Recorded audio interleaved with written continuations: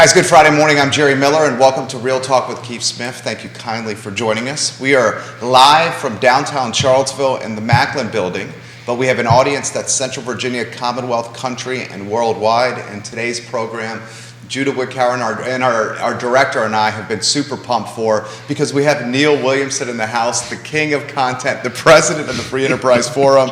It's just an all-around A-plus guy. He has brought Paul Haney with him, the president of the Albemarle County Farm Bureau, and today's theme is all things Albemarle County rural areas. Judah, why don't we go to the studio camera and we'll welcome the gentleman to the show. First, we start with our friend, Neil Williamson. Good morning. Good morning. Great to be with you. We put the show together thinking about more than 95% of the land mass in Albemarle County is designated by the comp plan to be rural areas. And we don't really spend enough time talking about the enterprises, the businesses, the families that make the rural area economically viable and make it be what it is here in Albemarle County. So I was blessed to attend the Albemarle County Farm Bureau dinner. I guess that was Tuesday, and Paul Haney is a friend, and we've worked with the Farm Bureau extensively, and I'm excited to share what they have going on and all the ways that they make Albemarle County what it is today. We got Paul in the mix. Let's introduce you to everybody that's watching. Tell us about what you do. Tell us about the significance, the importance, and the influence of the Albemarle County Farm Bureau. Well, I came to Albemarle County Farm Bureau out of the blue. I was approached to join the board, and my first question was, what do I bring to the table that you don't already have? And it was a forestry perspective. I am a consulting forester, so I brought a different perspective or additional perspective to that board. The Farm Bureau board, the Albemarle County Farm Bureau board, is here to observe, to watch, to engage, to try to protect everything agriculture and forestry in Albemarle County. So we try to provide training, we provide education for different practices that are going on in the agricultural community. And with Neil's help, we try to stay in front of some of the changes being proposed to agriculture from the Albemarle County government. Quite often that does provide a challenge, because often they don't have the expertise that maybe we can offer. So for about the last decade, we've been trying to build that relationship so that we're a resource for them to be sure they're putting policy forward that is what they're trying to accomplish, as well as protect forestry and agriculture in Albemarle County. I'll throw this to you, Neil, and questions are coming in for Paul. Specifically, this question is on land rights and Paul's take on land rights and how he feels those in the county, how strong or deep their rights are, and what may challenge those land rights. But before we get to that, can we talk about the dynamic between folks wanting density and folks wanting to preserve the rural areas of Albemarle County? Because that dynamic is something that has so many different layers to the onion to unpack. Sure. One of the things that came up in one of the more recent rezonings was a development area person quoting the comp plan, seeking to preserve our rural areas, and using that language to oppose a development in the development area, which is a little apples and oranges. The idea of density, the idea behind increased density in the development areas, which may or may not be the right size or right designation at this time, is about efficiency of land and efficiency of delivering government services. In concept, the Albemarle County in the first place came up with this as a result of what was called the DISC 2 Committee, Development Initiative Steering Committee, and their thought was, we will put local investment into the development areas and make them so attractive that the rural areas can remain rural and everybody will want to be in the development areas. In practice, over the 17 years I've been doing this, what I've seen is not significant local investment, and instead a bit of a stick saying all the things you can't do in the rural area. That ship is turning slightly with some discussions at the Planning Commission right now, but the open question for rural area residents is, should a rural area resident be forced to drive 35 miles to get an oil change? It's a good question. It's a great question. And why would we have a special use permit process to do certain things when we could come up with what are called objective performance standards, which exist already in many cases with regard to runoff and other things, but you could even tighten those. So that concept is moving forward, but the idea of pushing density into the rural area is not one that is really out there. The idea of pushing density in the development areas is where the density belongs, closest to government services, where you can live, work, and play in the same place. The board has a very strong position supporting the rural areas, but at times they get in their own way. What do you make of that, Paul? I couldn't agree with him more. I'm probably a little bit more extreme. We like keeping the rural area very rural. Right. You know, the county is constantly suggesting that they are supportive of keeping us rural, but by the same token, they are feeling the need to try to regulate. And the question you had led to before, I am absolutely a landowner rights advocate. I figured you were. In my forestry business, as well as representing Farm Bureau, you know, the county and all the people that come to visit Charlottesville and Albemarle area appreciate the beauty we have. Well, that beauty is not here because of county government. That beauty is here because of generationally owned farms and these guys working to protect their farms. So, and then now we have all sorts of incentives, and apparently, according to Thomas Jefferson Soil and Water, the farmers and landowners of Albemarle County are exceptional in taking advantage of those conservation practices to be sure that we're preserving our soil so that we can continue to grow our crops, continue to have our animals, and provide the clean water that we all need to continue to survive. Well said. And the other thing to note is when we talk about growth area and development area, last week, the Albemarle County put out their growth management report for their second quarter of the fiscal year. 45% of all single-family residential was built in the rural area. Is that saying your rural area plan is working or not? No, I would say that's certainly encouraging sprawl. That's encouraging infrastructure straining. That's encouraging pollution. That's encouraging more traffic on the road, potentially health issues from that traffic, accidents. I throw this to you, Paul. How do you, because I 100% understand where you're coming from here. I understand both sides of the coin here. How do you guys manage the preservation of the rural area with the challenge from the pro-density crowd that's certainly being way louder, certainly recently, as housing costs have gotten out of control? The thinking is if we add more rooftops, we get extra supply could start diminishing price point, or at least balancing or flatlining or stabilizing price point with rooftops. How do you guys balance that dynamic? Well, our position has been very clear for an extended period, well, forever, for all as I know. What is missed, and we're getting back to taxes, is what we're getting back to here. The bottom line is every acre of agricultural forestal land, particularly in land use taxation, is still paying an excess on taxes of the services that are being rendered. So in your density area, everyone here is paying less than what it costs for our residents.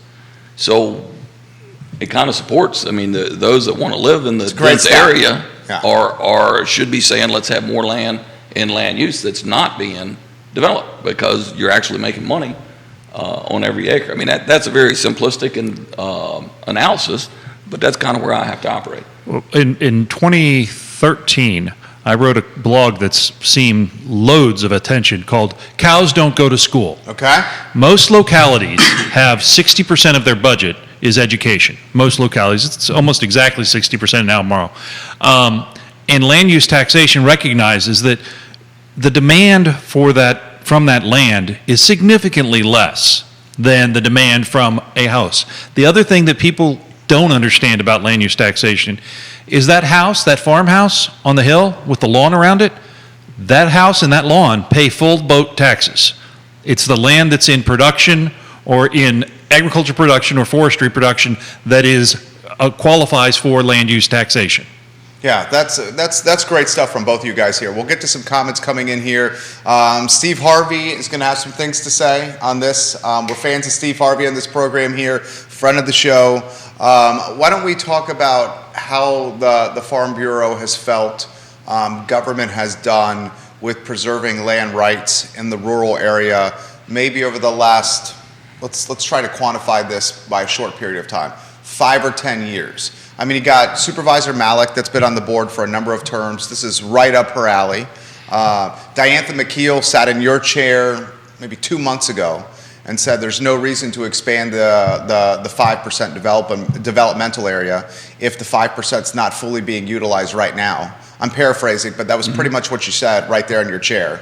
How do you feel that county government has done with preserving the rural area over the last 5 to 10 years? Well, I think their intent is admirable, but I think the actual implementation of it not always is the best. Wow. I think if they would incorporate Farm Bureau more in their decision-making process or when they're developing concepts. And about 10 years ago, we started sitting down with different county staff saying, hey, we're here to be part of the solution, not part of the problem. We don't want to be no people. We want to be on the front end to help develop concepts that ultimately the rural forestry and agricultural community are supportive of. We went so far as to develop another organization, Albemarle Rural Advisory Committee, and we developed that specifically to provide a resource for information for the county. And we met with them, we told them we can be completely confidential or we cannot be confidential, whatever they chose. We would be there, we would be a resource. That committee, when we put that together, we had professionals from every aspect of rural land. So we could sit at a table, we could come up with ideas that would be successful. And we would come up with something that ultimately Farm Bureau would be behind, and we could help push this through the county government process. You know, we've got a number, and I know on our list of things to talk about today, there's a number of these concepts that have gone through that ultimately I think there's problems with, and we're going to have to revisit, and hopefully we can get them to a point where they are more in line with what will continue to allow the farmer to have their property, farm their property, without having unintended consequences of some of the stuff they've already put through. Well said. What do you think, Neil? Well, the Free Enterprise Forum believes strongly that regulations should be drafted with the input of those that are being regulated. And the idea that came forward in a good example when there was a question about the validity of some land use. And this was about 7 years ago or 8 years ago. And the Farm Bureau stepped forward and said, let's work with the county on a revalidation program. Let's make it so that it's every 2 years, and let's make it clear and make it so that it works. And quite frankly, right now, Albemarle County's revalidation program is very vibrant, has significant questions to be answered and documented, and is somewhat of a model of what can be done without being obtrusive. And it is a model that works. And the reason it works is because the individuals being regulated were part of drafting the regulation. And I'll jump in right there. Please, please. That goes back to when Peter Lynch first came to office, and we sat down with him. And Peter was county assessor, Albemarle County assessor. He was very receptive, and David Norford and myself spent a lot of time. We came up with something that works, and honestly, our membership we're good with it. Prior to that, I was spending an extraordinary amount of time helping landowners work through that. And while it's part of my forestry business in many situations, I was like, no, this is not something that should be charged for. We need to help with that. What, Neil, I don't know if you're aware of, right now, Department of Taxation, I guess there was legislation put through. At the state level. At the state level that says we have to have a statewide revalidation form. I've been involved in some of those, in the one Zoom that County Farm Bureau presidents were involved in, and the president's meeting I was at Monday, it's been suggested now that they're going to go, rather than a 2-year, which we think works wonderfully here in Albemarle, it's looking like it's going to be a 6-year reval. And I don't know, I haven't talked with Peter Lynch about that to see what his feelings are. I know he was very concerned that it's going to get watered down too far. So when you're trying to do something like that on a statewide, I'm not sure that that's the best, but that's where we'll be. What do you think about that? Well, I actually was at a meeting yesterday talking about statewide regulation on a different topic. And the reality is the markets and the environments in the localities are so very different. So different. When you think about the farms that are on the Eastern Shore and how they run, it's very different than the farms that are here and how they run. And and this is really about tax collection on the local level. I was sitting with Ann Malik at the Farm Bureau dinner, and she was a little befuddled that the state's sticking their nose into this business, because it's really how the locality, and land use is not required. It is a choice by the locality to offer land use. And so for the state to come with what is effectively their collection process, it questions the validity of how it's being done, and that one size fits all. Whenever in doubt, if the state is given the right to do something, the odds are the state won't get it right. Yeah, that's so true. There's so many examples of With the Department of Taxation, I jumped up pretty quick and said, hey, we've got something that works really, really well here in Albemarle. And prior to that, I made sure that they had that information, which I was told that I was well behind the curve, that yes, they had it, they'd seen the model. And so in the early parts of that meeting, I was very much, hey, we've got something that works, guys. Let's take that and consider that for a statewide revalidation form. But then as I listened through this thing, and I listened to some of these other presidents in some of the more extremely rural counties, and now it's an oversimplification, but some of them are saying, well, yeah, we just picked the phone up and say, hey, we're doing the same thing again this year that we did previously. Now that's, again, overly simplified, but that's when the light bulb went on in my head to say, you know what, it doesn't work. There's not a blanket that covers the whole state that makes it work. Questions are coming in here, and John Blair's watching the program. He's watching on LinkedIn. We love you, John. We hope your Friday's treating you well. Multiple folks, and Neil Williamson predicted this prior to the program, are asking about the Donna Price news that was posted on social media that is now circulating. So Donna Price, if you head to her Facebook page, it was a post done about 13 hours ago. It starts with standing the watch, a deliberative process. And at the end of the post, she makes the announcement that she is not going to run for state delegate. She is currently the chairperson of the Albemarle County Board of Supervisors in the Scottsville District. By all accounts, has been a fantastic supervisor. And both gentlemen here on the panel are nodding their head yes. Absolutely. So I'll go open-ended to start. I got to get your take on this. We'll start with the king of content first, Neil Williamson. Donna Price, no state delegate, and from what we can tell from a post from a few weeks ago, she's also not going to run for re-election for Board of Supervisors. Agreed. That's what I'm reading between the lines, and I think she's actually said that previously. The Donna Price has done, those that don't know her background, she has dedicated her life to public service. And her post, The Watch, speaks to some of the things that doing that she's had to give up. And when it's time to hang up the spurs, I offered 4 words to her early this morning when I saw this, and that was fair winds and following seas. I can only thank people who go into public office. It is a lot of work, and it is often thankless, and you get to upset people. There's no great power piece to it, especially on the Board of Supervisors. Why I love local government is you run into your supervisors in the grocery store. You run into them when you're out walking around the mall. Those things, those contacts are important. And Donna Price has been there. She's not only been there being present, she's present when she's there. Right. And she listens.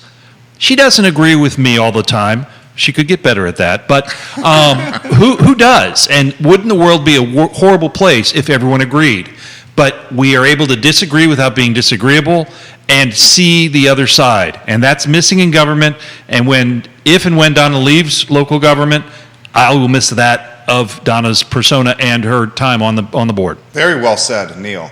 What do you think? I feel like I am so far behind the curve, it's not even funny. I was, until I got here today, was not aware that... Yeah, he found out right before the show started. Yeah, I was not aware that she had suggested she wasn't going to continue to operate on the Board of Supervisors. I had been in contact with her when she first was giving consideration to the state position. And I told her that, yes, I'm very supportive as long as you don't leave the Board of Supervisors. She has been... I call and talk with Donna almost weekly. I've been gone for a couple of weeks now, but we've had a lot of conversations. When I've had concerns, she is quick to respond. She has been ready to put the boots on, go to the field, see exactly what our perspectives and concerns are. I think it's a huge loss for the Board of Supervisors if she does not continue to serve there. Does the Bureau have the same access or, a level of approachability with the other supervisors as you do with Supervisor Price? Yeah, I mean, they all have a county cell phone, and it's either that or email that you can operate through. We've found Donna more interested or maybe there was a greater learning curve there for her, I don't know, but she's been willing to come out, see what our concerns or what our interests were, and understand how that coordinates with her role in county government. And as Neil pointed out, do we always agree? Absolutely not. But it's always a professional, it's always respectful, and the chips fall where they may, long as everybody's given due consideration. And I understand they have parameters to work by that I don't. So sometimes you don't get an agreement, but she seems to always understand where we're coming from and why. And she's willing to give that consideration. Travis Hackworth, we'll get to your comment. He's watching in Danville, Virginia, and he's got a very good comment here for the show. Before we do, we'll get to Jennifer, who's watching on one of our 15 Facebook pages. Question directly for Paul. How would you characterize what you guys do? Would you characterize yourselves as lobbyists? Landowner advocate. Landowner advocate, yes. That I wear that badge proudly. When we see things, a prime example, 6 months ago, we saw through media that Albemarle County was going to Richmond to have some language changed in something that was, I guess that was the farm for the venue farm buildings, that they were going to require, we didn't know, but they were going to change something about farm buildings. Well, I got my dandruff up pretty quick, and down to the county office building I go, and I spoke with staff. I'm like, listen, why are we not involved in this decision? I was assured that I would get a response within a day, and I did. Turns out, Albemarle County Farm Bureau is supportive of that. They were saying that these venue buildings where you're going to have hundreds of people in need to pass code, need to be inspected. Farm Bureau agrees. If it's going to be something that's a venue, then I told the county, had you involved us, we could have been an advocate as well. We could have been supportive of that. Interestingly, that question's come up on the feed here, and the question about sprawl has come up. Generational lands not being sold to continue sprawl is coming up on the feed here. Let's get Neil into the mix here. Anything you want to cover, Neil Williamson? Sure. It's important to recognize the Farm Bureau and the county, as many groups, have lobbyists that work in Richmond on these topics. And the topic that Paul raised was in discussion with the Albemarle County Board of Supervisors as they were preparing their legislative agenda to take to Richmond. You'll see in the next few weeks, I think, a meeting with members of our legislative delegation and the Albemarle County Board advocating for their legislative agenda. Some of the things that are on their agenda don't have a chance of passing. That is just the nature of the beast, and it will almost always be that way. But the Farm Bureau, like other groups, has boots on the ground in Richmond working about land advocacy, landowner advocacy, and property rights. Property rights matter. And the property rights of the individual, whether you like them or not, matter. Because if you take away property rights from somebody you don't like, they're coming for yours next. Well said, well said. How about this from Kevin in Waynesboro? What's Albemarle County's plan to maintain generational lands and to keep them from being sold into sprawl and to keep them from getting developed? I'll offer some perspective on that. I mean, we got a pretty clear-cut outline of where land can be developed and what land can be used. I mean, that's being discussed now. The comprehensive plan is not going to allow a lot of this generational land to continue into sprawl without certain things happening. Do you want to touch on this? Sure. Yeah. For folks that talk about continuing into sprawl, my office is on Hillsdale Drive, and I drive the Parkway to get here. And a farm is going to be converted that is adjacent to the John Warner Parkway and Rio Road. I don't consider that sprawl. Right. It was a farm. Great. But it's in the development area. There is another piece of land in South Albemarle that was in the growth area and is now designated to be a state park that's being leased back. That land is out of the development area. You're talking Biscuit Run? Biscuit Run. Yeah. That land is out of the development area, will not be developed, and hasn't been replaced. So the best way to reduce sprawl is to expand the development area. I've proposed 4 specific characteristics for the development area. One is an urban center, then a suburban center. So a suburban circle, imagine concentric circles. And where you put the lines, I don't care, but it's going to be bigger. And in the suburban circle, you have to have, you've got a lot of your forest lakes, your gated communities, all that stuff. And then outside of that, you have a transitional area. Right now, what's happening is the county has, through their non-approvals, created their own transitional area by shrinking the development area, i.e. Breezy Hill, which is 1 unit per acre. That is a waste of development area land, and it could have been much larger. This transitional area would grow, would be larger than the current development area, and you wouldn't be demanding that those units be attached to water and sewer. You would allow them to be 1 and 2 acre lots on septic and on a well, provided they meet the health code. So that's one way to prevent sprawl, is to give it someplace to go other than the large expanses of the rural area. I'm all in favor of that. I think that's common sense right there. What are your thoughts on what he said? I mean, that seems like such common sense. How do you argue what Neil's putting forward there? Yeah, I mean, it's right. You're Well, what is the argument against what Neil is putting forward? How about that? I don't have one. Well, the argument that's been made is we don't want people, especially people here, and let them go to the city, let them go to the other county, let them have the growth. What you're going to lose with that is the diversity of community, as well as you're going to lose sales tax revenue. Right, right. And it's going to put more pressure on rooftop owners currently to make up the revenue for the municipality, which is what he's saying. And demands on the road, environmental impacts. Yeah. You've got 2,000 units right now approved just over the line in Greene County. Those will be more cars on 29 headed to jobs that are here, and then you're going to see the jobs move. Right, right. Because you're not necessarily against new rooftops and creating incremental tax revenue that would alleviate the burden on current Albemarle County residents. You're just from, let's do this the right way, that does not encroach on property owners' rights, their land rights, and put the density where it's supposed to go. That's pretty much what you're saying here. 100%. Yeah. I mean, we've jokingly said, we who are in the rural environment, we who are doing the farming and the forest land, if we got to pay a little bit more tax to keep everybody else in the urban area, that suits us great.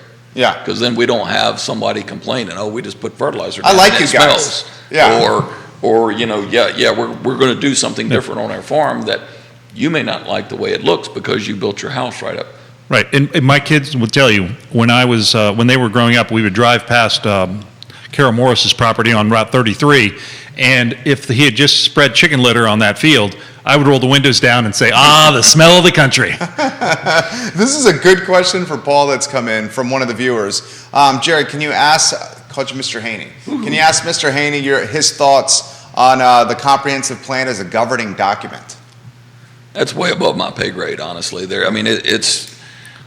I have issues with bits and pieces of it? I do. We at Farm Bureau have been very clear for an extended period of time.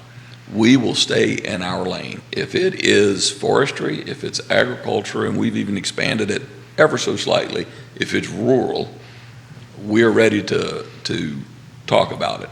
When you start getting into the rural area development, yeah, we just went through the Stream Health Initiative, and it was handled very well.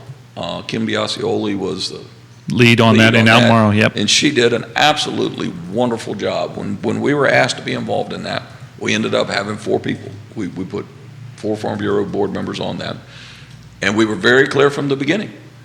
We will contribute on the area that we have knowledge.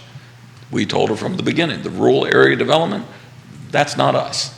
There are people who have more knowledge and more experience in that, and we stayed in our lane. And that we in anything, and Neil has consulted with us for years, and he knows anything that we get involved in, long as it's in our lane, we'll roll our sleeves up and try to figure it out. When it gets out of our lane, we're not going there. And I like that about you. The comprehensive plan has so much stuff in there Oh my that gosh. is well outside. We can't even see that lane. It's certainly in his lane. Absolutely. Open-ended question. Show's Sure. yours on that topic. The comprehensive plans are guides. They do not carry the force of law. They are often, and perhaps incorrectly, aspirational documents, but they do carry significant weight. The idea of the comprehensive plan, it's a state-mandated plan that localities must revisit. They don't actually have to rewrite. They just have to revisit every 5 years. That's because it's a 20-year plan, and things change. And so what we're seeing in the comprehensive plan today is a iterative reflection of what really was first founded in 1979. And so it really is a matter of how organizationally we've grown. I mean, Albemarle County in 1979 was probably 52,000 people, and we're now well over 100,000 people. It is a wholly different environment. The planning department was 2 people, and one of them had another part-time job. And so the idea behind what Albemarle County government is and how it goes changes. And so the idea of the iterative process is to capture those changes and to make certain that you are reflecting what the community wants.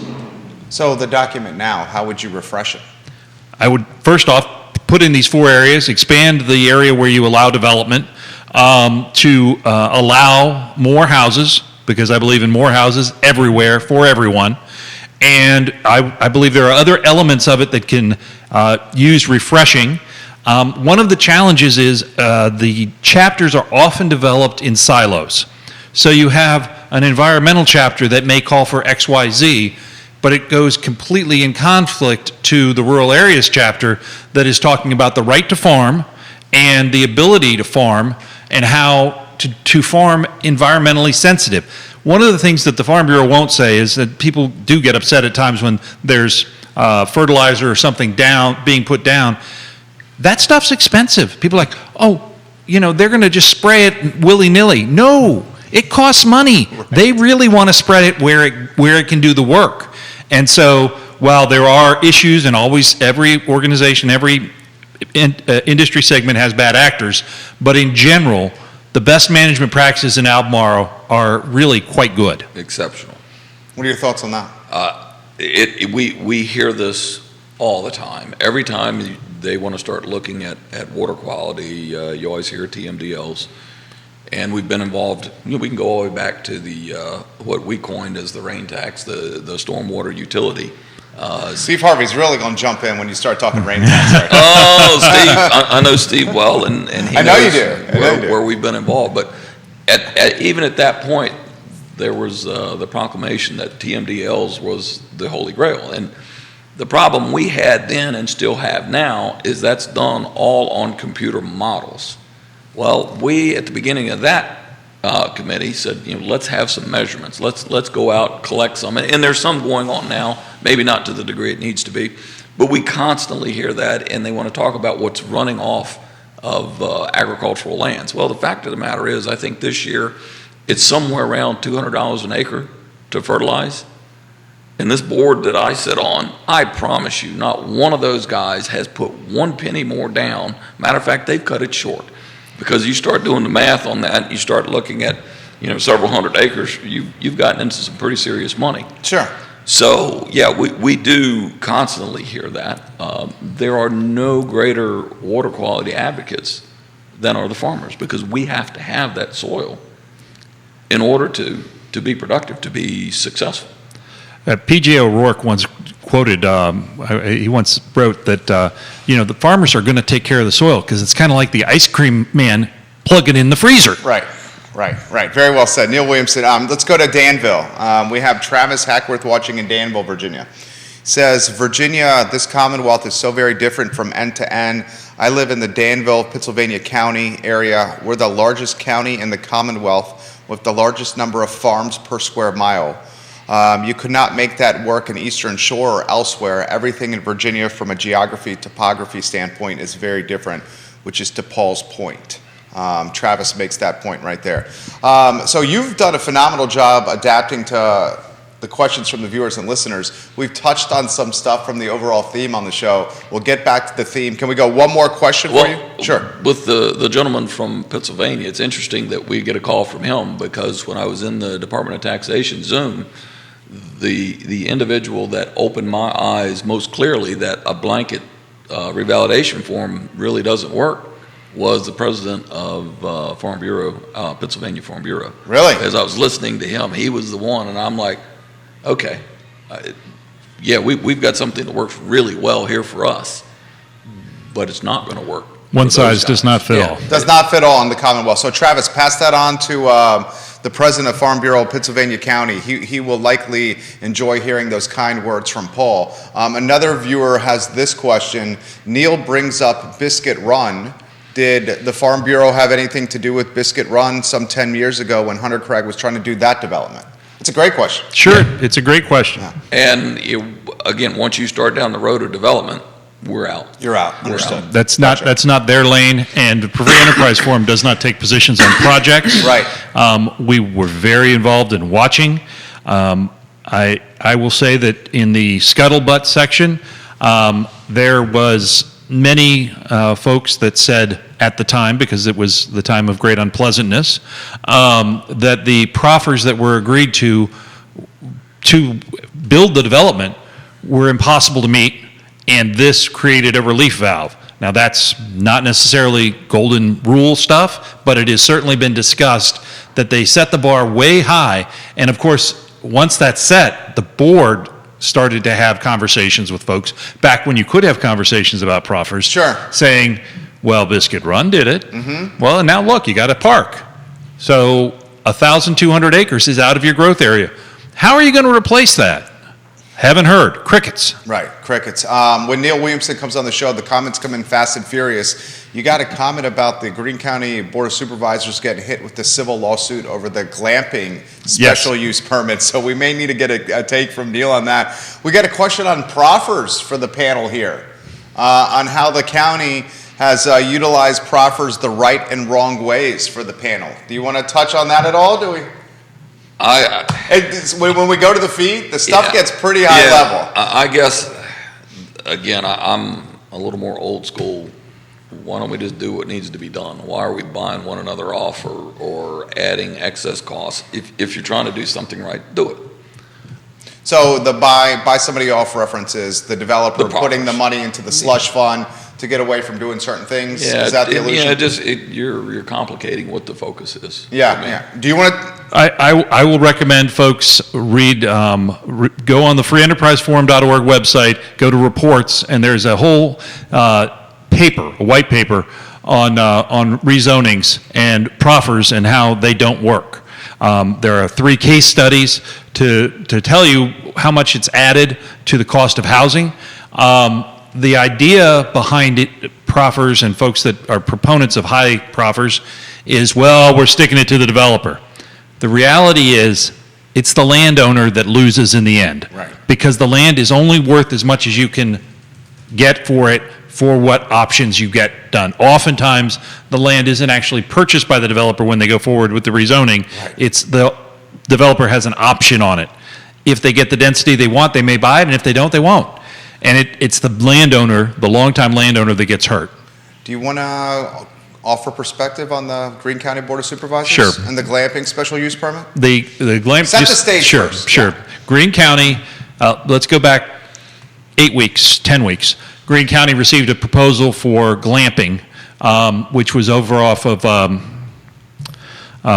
Mutton Hollow Road. I love the name of that road, Mutton Hollow Road. And it was that's down 810, about 1.5 miles, maybe 2 miles.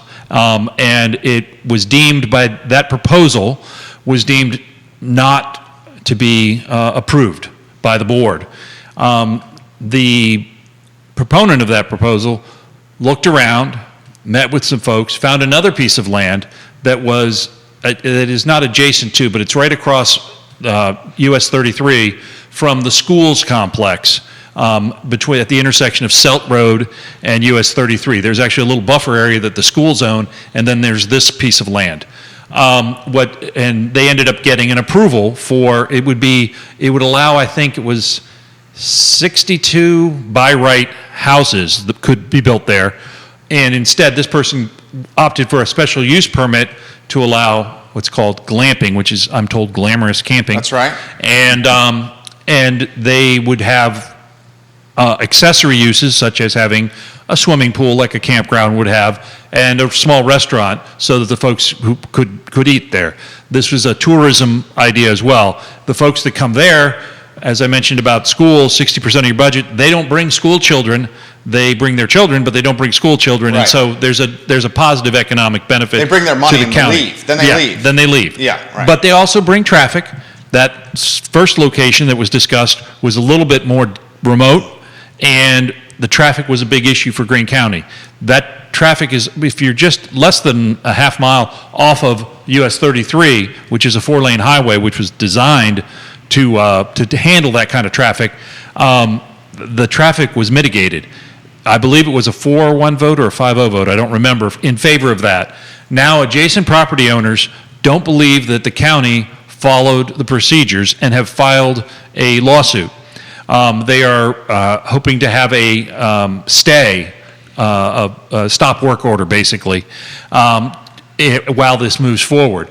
Next week, there's a hearing that the judge will consider that injunction to stop them from working. There's two sides to that. While the court case proceeds, the developer may choose to stop working on his own or her own because there is risk involved. You have a court proceeding. So there are a number of longtime Greene residents that have adjacent properties that have filed the lawsuit, and we'll see where it goes. Is that property in the town limits? Or is it No, it's outside of the town just limits. outside the Yeah. town limits? Okay. Is this, the follow-up question on this is this something that you think the project is going to be disappeared or evaporated or changed altogether because of this lawsuit? Is the follow-up. It depends how the lawsuit is settled. If the lawsuit is dismissed, I anticipate the project will move forward. If there is an injunction held, it would be scuttled for a short period of time, for as long as it takes to get through the courts. And the landowner can do whatever they want to do. They have the right today to build the houses. Right. They have the right today to do the glamping operation based on the special use permit that was approved by the board. So they could move forward with that with the idea that they might have to stop if it comes to be a time that the court case goes against them. So it's a decision that needs to be made by the landowner. He's the president of the Free Enterprise Forum. He's Neil Williamson, and he's a fantastic resource. We'll go to the overall theme topics, because I want to make sure we hit these. That does not preclude questions from the viewers and listeners. We certainly love questions from you guys. Which topic do you want to hit first, Neil, from the overall theme? I would really like to talk about, one of the things that I really like about the Farm Bureau is they're proactive. And in doing that proactive work, as we've coming out of COVID, they've got a great new program about open fires in the rural area, and I'd love for Paul to give us a little bit of information on that. So yeah, back about the time that COVID was hitting, we had met with the fire department and said, hey, the rules in Albemarle County have changed about us burning debris, farm debris. So we thought maybe it would be appropriate to coordinate with the fire departments and offer classes, such that we can bring in all the rural landowners and say, okay, here's the way we need to do it to be safe, to be considerate. And the fire department jumped right on with brakes, saying, okay, we got to get beyond COVID. So we got out of that. We've gotten back, we've coordinated it. We have set up 3 initially. We met with the fire department, complete support. We set 3, August 22nd at the Crozet Fire Department. All of them will be 6 to 8 o'clock.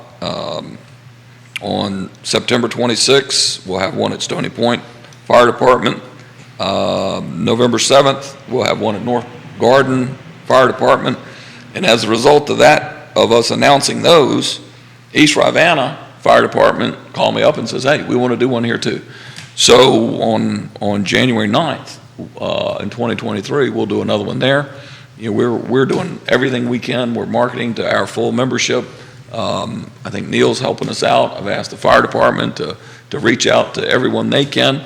And it's an opportunity for us to, get together, be sure that everybody is clear on how to conduct debris burning on our rural lands and be safe. So it's a good opportunity for everybody, and we'll provide refreshments, and hopefully we'll have great turnouts at all these things. I love it. That's the kind of thing I tell you, and there's another undercurrent that is done actually by the Farm Bureau Women's Council.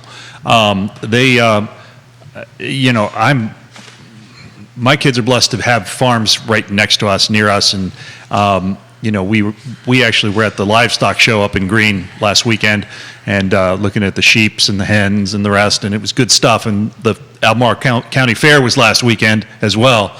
But the way that that love of agriculture comes out really starts at an early age.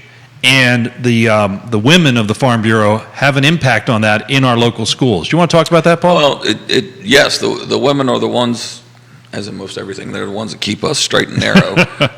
My household, that's for sure. Absolutely. Well, but they're kind of running point on this, but some of our board members end up in different classrooms reading to the students. It's a real important subject for us. Right now, I think in some of our resolutions we just put forward, we're trying to get agriculture back in Albemarle County schools. All the surrounding counties have agriculture exposure for kids. Right now, we have nothing. So we feel like it's important, but we send people to the classrooms. We read. Right now, that's some of the only exposure that kids are getting to agriculture. And it's one of our board members was at a livestock show. A lady came up and commented on what a beautiful animal his son was showing there. And she looked at him and says, well, what are you going to do with him? Well, he'll be sold. Well, to who? Well, it'll be butchered and cut into steaks. Oh, no, you can't do that. There was a complete disconnect that when you go to the grocery store and you buy a steak, that it actually came from an animal. Well, it's not just even from kids. I mean, listen to this. Well, this was an adult. Yeah. Well, listen, this is another adult here. Sally Shirley just puts in the feed. I did not know anything about the Farm Bureau. Thank you for this show and putting a spotlight on what these guys do. Question for Paul: do you guys back candidates as a bureau? And if so, how do you get to know them before backing them? No, we don't. As Neil pointed out, we have. I guess the political arm is at the state level. Here in Albemarle County, what we did in the last countywide elections, we did hold candidate forums, which we gave both parties the opportunity to be there. Almost a debate is what you guys did. Absolutely. That's what we did. Right. Both candidates were there. They fielded questions. Honestly, I was very impressed with the way most of those went.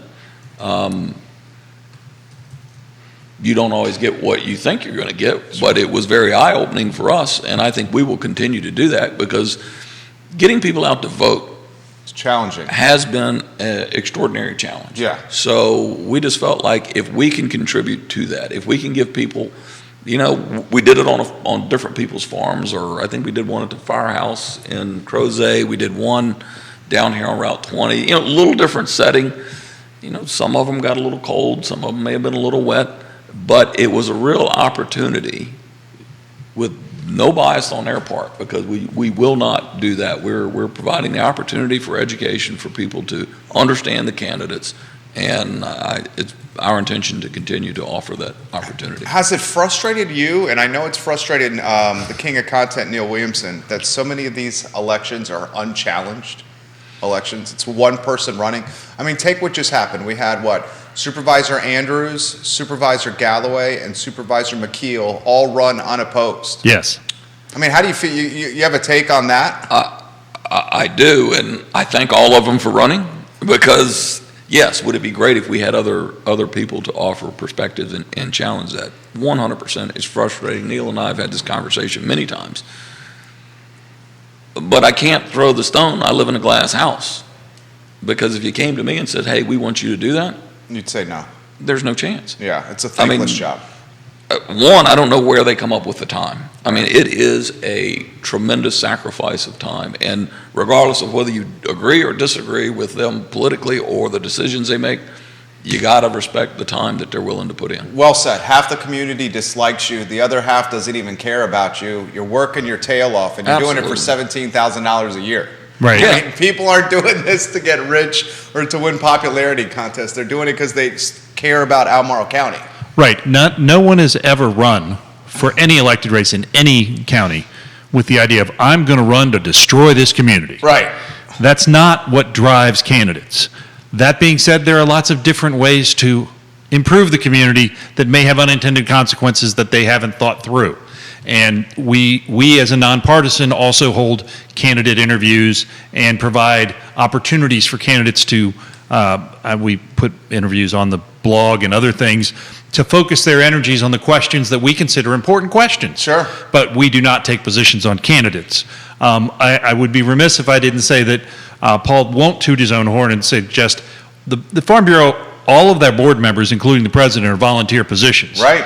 Paul has been, just in this week, probably put in 3,000 miles of travel between the president's meeting, the Farm Bureau dinner, as well as other commitments, that it's not a thankless job, but it is a big job. It doesn't pay well. It doesn't pay well, yeah. Volunteered opportunities never do. It pays no money. But I do think that he's a great representative of what can be done from a volunteer standpoint. We have great volunteers here in Albemarle County. Some of them serve on boards and commissions. Some of the things that they rule on could use some professional advice and input. And too often they're put in a place where they are being given the opportunity as an advisory board to weigh in on something absent that advice. I know Paul was in a meeting just this week where Last night, he, until he got in to talk about the professional forestry part of it, the board was going in a different direction because they weren't, you would say, well, are you steering them? No, you're providing information that's factual and based upon professional opinion. And I'm a big believer in data, and I'm also one that will regularly say when I'm wrong. And if I can get the best data, you can't have all the information when you make a decision, but you can get the best data available at the time to make the best decision. Well said. What do you think? last night was, I guess, very clarifying and eye-opening for me. When I got in and was able to, I was late getting home, and I got into the Zoom, and I'm listening to what's going on, and they're getting ready to deny all of the information that I had provided as it is required. And when I submitted this information, I had spoke with other county staff. I was like, this makes no sense. I have no problem producing the documents, but you don't have anybody on staff that has the expertise to review the document. But this is the procedure. So when I got into the Zoom, I'm listening, this thing's going down in flames. And they saw that I got in, and they're tasked with analyzing something that they don't know anything about. And that's a very frustrating situation, but they were going to, they were going to want more information. You want me to go back out and do more work. And I got in, I'm like, this is your document. This is what your document requires. this information has been provided, and with me getting on there and going ahead and providing additional information, they moved forward. But then I stop and I think about that in all the areas that we're trying to say, just give us a call. We'll come in, we'll sit down, we'll explain these things that you may not understand. And it's not their fault. I mean, if you're going to ask me how to fly an airplane, you're getting some bad information. Sure. I can't help you with that. How often does that happen? More than you know. I'm afraid way more than I would like to think. Wow. And well, yeah, there's a lot of things, and I'm sure we'll hit on more of them today. Where decisions. Well, I mean, there's a lot of stuff coming in here, and I know we have items on the that we want to cover on the docket here. How about this one? What's the county's plan for water in the western part of the county with the continued plan and development and additional builds? My discussion with Gary O'Connell, who is the executive director of the Albemarle County Water Authority, Service Authority, is that supply is not an issue at all in the development areas. And right now what Albemarle County and Rivanna, which is Rivanna Water and Sewer Authority, is the producer of the water and sewer treatment. They have two customers, the Albemarle County Service Authority and the City of Charlottesville. So the Service Authority and RWSA are working on redundancy and capacity to deal with water treatment and in case one line goes down. So there's probably $20 million at least of infrastructure that's planned to increase the versatility, reduce the vulnerability of our water supply. But because of the actions taken regarding Ragged Mountain expansion and the pipeline that is not yet completed between South Fork and Ragged Mountain, I always wanted to tell folks, why do you need a pipeline? Well, the South Fork Ravanna the Ragged Mountain is a fantastic bathtub. It's a horrible catchment area. South Fork is a great catchment area and a lousy bathtub. Having that pipeline that will actually go both ways will allow us to utilize that catchment area that the South Fork Ravanna has and put it into the better bathtub. Well said. How about this one? This is a challenging question for you, Paul. Get ready for this one. This is from one of the viewers. Is the advocacy for land rights tied to political party or ideology? Do you find more Republicans are pro-land rights than Democrats? And does that make things challenging with Albemarle County being such a Democratic haven? It's not challenging. That's not a challenging question at all. Land right advocacy is advocating for the person that owns the land. It is not political. Yeah. In my world, it's not political. I mean, if it was political, we wouldn't get anything done here in Albemarle because right now I think we're all Democrats. 100% Democrat. All Democrats on the board. No, I mean, it's you argue with fact, you argue with science, and the right of those landowners to hold and enjoy their property. So yeah. It's simplistic for me. There's no D or R on property rights. Well said. And the reality is we go back to Thomas Jefferson if you really want to talk about diminishing property rights, because Jefferson, I know it's not politically correct to mention him, but he took John Locke's work, which was life, liberty, and property, and chose pursuit of happiness over property when he wrote the Declaration of Independence.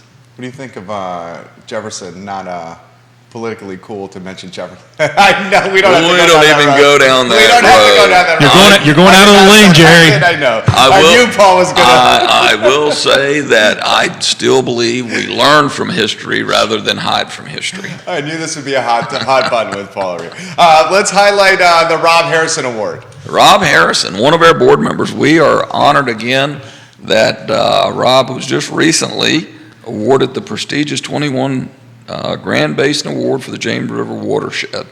Rob has been successful with the Virginia Clean Water Farm Award in 2020. That exemplifies what we're talking about at Farm Bureau. And if you come sit around their board, I mean, I don't have a list of them right now, but you can go to most all of these guys' farms, and at some point in time, they're being recognized for exactly what we're doing. And this is Rob is representing exactly what we're talking about, our commitment to our farmland, to our water quality. I mean, Luke Longenecker from Thomas Jefferson Soil and Water is there. He's out working with all of us. Anybody that's got any opportunity to do something that is more conservation-oriented on our farms, And we're there. it's very much a spreading of the gospel of this. Rob manages farms and many farms, and he brings with that farm management this idea that you can be a great steward of the land and have good production and conserve and make great clean water. And I think the other thing that's often missed is the amount of money we invest to do that. It's not cheap. It requires a tremendous amount of money in order to accomplish these things. But in the long run, that's in our best interest. Absolutely. So- Absolutely. You'll appreciate this. We got this coming in from Blenheim, the Blenheim area, and the Stony Point area. Thank you for having these guys on the show. Please ask the guests how we can get more information on volunteering with the Farm Bureau. You can hit our website.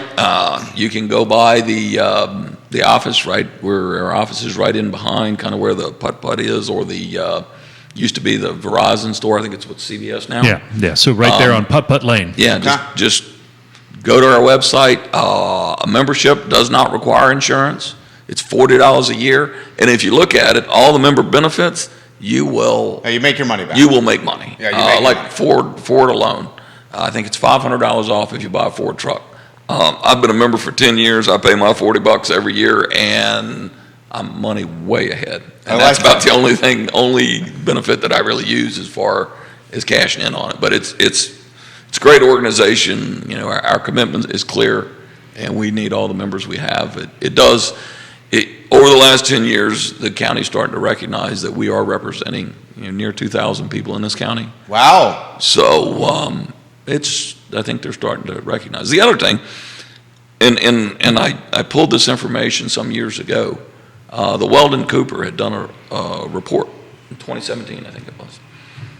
And that's when we were really trying to get the county to understand what it is that we bring to the table. And in that report, I don't have it in front of me, but I think it was something like $650 million annually is what the forestry and agriculture community contributes. And the thing to know is when you drive out Blenheim and that area, you drive out really anywhere in Albemarle County, people talk about the vistas and how gorgeous this land is.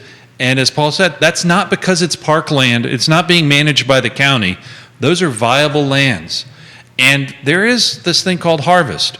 And I love it when I get stuck behind a tractor on one of the smaller roads. I'm like, you're doing your job. Yeah. That's a great thing. And it's keeping the land in production. And there's a misnomer about agriculture as a hobby farm. Well, I don't care if you're growing hay or if you're growing chickens or whatever. It's critically important that we continue to have that connection with the land. Otherwise, if you start importing everything, you really have a big issue. I love going to farmers markets. I'm in the Greene County Farmers Market just about every weekend, trying to get local produce. The closer you get to the earth, the better you are. Along these exact lines, and it's something that I've dealt with for over 30 years now, everybody sees where timber has been harvested. Yeah. As a forester, I can agree 100%. Timber harvesting is ugly. We will never make it anything but ugly. Ugly doesn't mean bad. So you can still go out and harvest timber, and it is truly the only naturally renewable resource this country has. Now, you can argue coal and gas, but that's a little bit longer timeline than trees. And if you're managing your forest land appropriately, does it change? None of us like change. But it's also a necessary tool in order to continue to have a vibrant forest in the state of Virginia. Dave, this is a great comment to close. Dave is watching in Oilville, which I believe is just outside Richmond, between us and Goochland, right? He said, our farm has been in our family for 4 generations. We're constantly fearful of sprawl from Richmond and Charlottesville coming our way. Thank you for this show. We've watched it from start to finish at the breakfast table, and we will do our part for advocating for land rights in Oilville. It's fantastic. Thank you. That's great. Thank you. That's great. That's fantastic. We love to hear this. Any closing thoughts, gentlemen? I encourage folks to visit freeenterpriseforum.org to keep up with the Free Enterprise Forum, and if they chose to donate, the donate button is right there on the top. I love it. Free Enterprise Forum, guys. We utilize that resource daily to prepare for our talk shows. You should also follow Neil Williamson on Twitter, where he infuses some humor with his content, which we really enjoy. Some closing thoughts for you, Paul. Thanks for having us here. Thanks for allowing us a platform to get some more information out about forestry in the agriculture in Albemarle County. We welcome anybody that wants to have further discussions or join Albemarle County Farm Bureau. You can track us down through the ways we've already talked about. And Neil will probably send you in our direction too if you can't find us otherwise. They're also on Facebook. Yeah, on Facebook. And Neil Yes. set this together, put this together. So props to Neil Williamson for Thank putting you, this Neil. interview together. Those that are asking, the entire interview will be archived on ilovecville.com and realtalkwithkeithsmith.com. Those who are also asking, Keith and Yona are in California. I believe they return next week. We'll check our calendar to be back on the I Love CVille Network. But Keith Paul will not- crushed it. Keith will not be here on Monday. I know that. So Wednesday, I think he's coming back. Paul, you killed it. Thank you. You were fantastic. Seriously, you were fantastic. Glad to be here. Absolutely fantastic. The president of Albemarle County Farm Bureau, Paul Haney, and the president of the Free Enterprise Forum, Neil Williamson. My name is Jerry Miller for Judah Wickower. This is Real Talk presented by Keller Williams Alliance. So long, everybody. Take care. Paul, excellent work. Seriously. We got a lot of topics in there. It's